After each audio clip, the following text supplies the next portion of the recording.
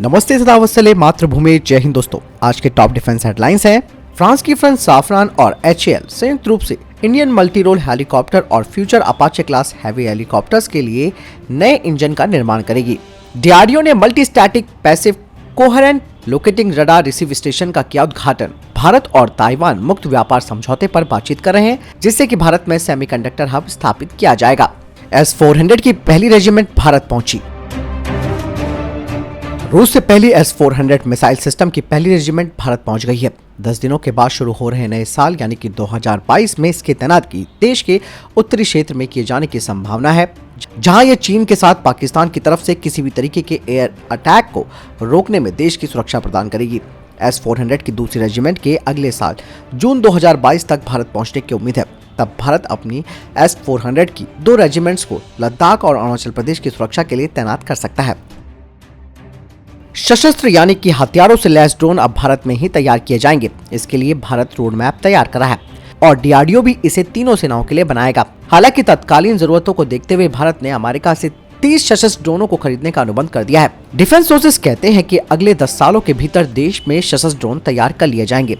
DRDO की कई प्रयोगशालाएं इस पर काम शुरू कर चुकी हैं। इस तरह DRDO अपने मौजूदा मानव विहीन विमानों को खास करके रुस्तम G2 को सशस्त्र रूप से तैयार करेगा। इसके अलावा नए ड्रोन प्लेटफॉर्म भी विकसित किए जाएंगे। सशस्त्र ड्रोन दुश्मन पर बम और मिसाइलों से हमला करने में सक्षम होंगे और भारत के स्वदेशी सशस्त्र ड्रोन को 100 किलोमीटर या इससे अधिक दूरी तक हमला करने में सक्षम बनाया जाएगा। दरअसल युद्ध के क्षेत्र में ड्रोन के साथ साथ सशस्त्र ड्रोन का महत्व तेजी से बढ़ रहा है। पहले ड्रोन निगरानी और जासूसी के लिए इस्तेमाल होते थे, लेकिन अब हमला करने के लिए भी ये प्रयुक्त होते हैं। जानकारों का कहना है कि आने वाले समय में तमाम युद्ध ऐसे ही बिना पायलट वाले हथियारों से लैस छोटे विमानों और ड्रोन के जरिए लड़े जाएंगे। हाल ही में नौसेना प्रमुख R हरिकुमार जी ने भी कहा था कि हथियारबंद ड्रोन देश में ही तैयार किए जाएंगे। वहीं DRDO की बात करें तो DRDO के द्वारा विकसित रुस्तम जी अभी भी हथियारों को ले जाने में सक्षम है।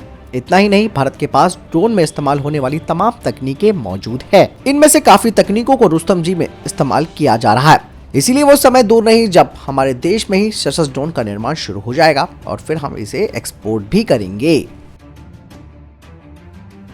तेजस को MiG-21 लड़ाकू विमान के प्रतिस्थापन के रूप में नहीं, बल्कि इंडियन एयरफोर्स के आधुनिकीकरण के एक भाग के रूप में शामिल किया जा रहा है।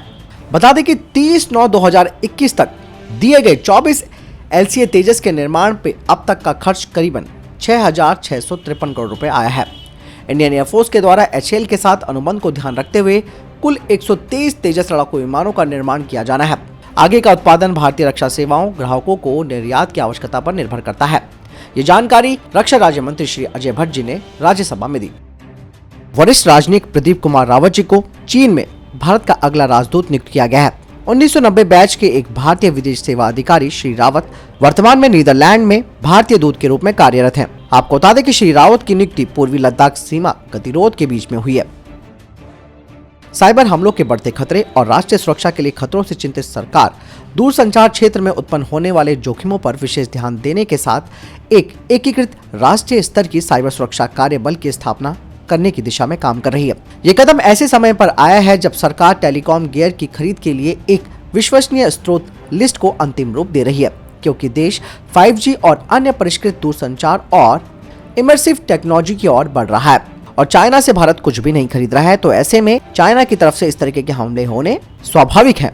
ऐसा कहा जा रहा है कि टास्क फोर्स अगले साल मार्च तक तैयार कर ली जाएगी और इस परियोजना में शामिल होने के लिए 20 अधिकारियों की पहचान की जा चुकी है। भारत और ताइवान ने एक मुक्त व्यापार समझौते और भारत में एक ताइवानी फर्म द्वारा सेमीकंडक्टर निर्माण संयंत्र की स्थापना के लिए बातचीत शुरू कर दी है और इसे एक महत्वपूर्ण कदम माना जा रहा है।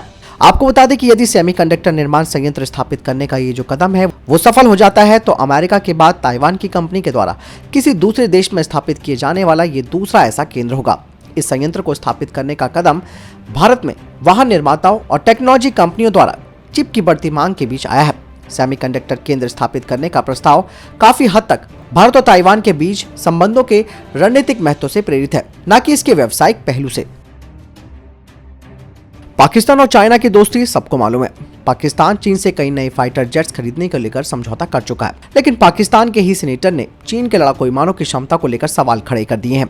पाकिस्तानी सीनेटर अफनान अल्लाह खान ने कहा कि चीन के लड़ाकू विमान राफेल से अच्छे नहीं हैं। उन्होंने चीन से फाइटर विमान J-10C खरीदने का विरोध किया।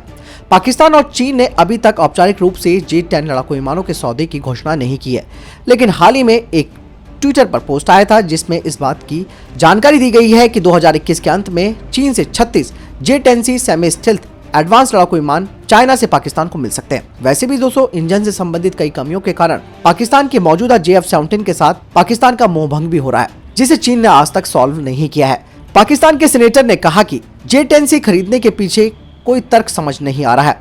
J-10C J-10 का नवीनतम संस्करण है और 2018 में चीन की एयरफोर्स के साथ सेवा में आ चुका है और उन्होंने कहा कि हमारे पास पहले से ही F-16 जैसे समान वर्ग और पीढ़ी के विमान है और हमें नहीं लगता कि J-10C राफेल जितना अच्छा है और हमें इस पैसे को प्रोजेक्ट आजाम के निर्माण पर लगाना चाहिए और JF-17 की क्षमताओं को बढ़ाने में निवेश करना चाहिए। तो आप देख सकते हैं कि पाकिस्तान की हालत कैसी हो चुकी है, खुद ही विरोध हो रहे हैं उनके देश में। DRDO ने multi static passive coherent location radar receiver system का अनावरण किया। पैसिव रडार सिस्टम डिटेक्ट और ट्रैक कर सकता है किसी भी ऑब्जेक्ट को उसके रिफ्लेक्शन के प्रोसेस के आधार पर, जो कि नॉन कोऑपरेटिव सोर्सेस जो कि वातावरण में मौजूद होते हैं उनके जरिए, जिनमें कि commercial radio, TV station, broadcast और कम्युनिकेशन सिग्नल शामिल होते हैं और इसके जरिए पैसिव कोहेरेंट लोकेशन रडार गुपचुप तरीके से अपना काम करता है।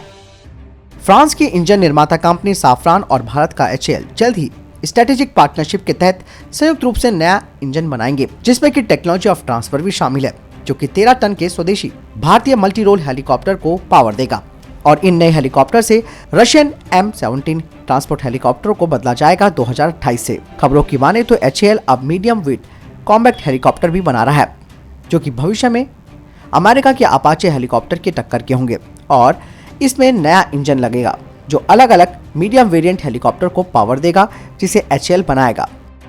तो दोस्तों, ये थे अभी तक के टॉप डिफेंस और स्पेस अपडेट। वीडियो के संबंध में कोई प्रश्न जवाब या आपका कोई सवाल है, कमेंट सेक्शन में लिखकर जरूर पूछ सकते हैं। मिलता हूं नए वीडियो के साथ, ख्याल रखिएगा अपना, चैनल सब्सक्राइब करना ना भूलिएगा। नमस्कार, जय हिंद, वंदे मातरम।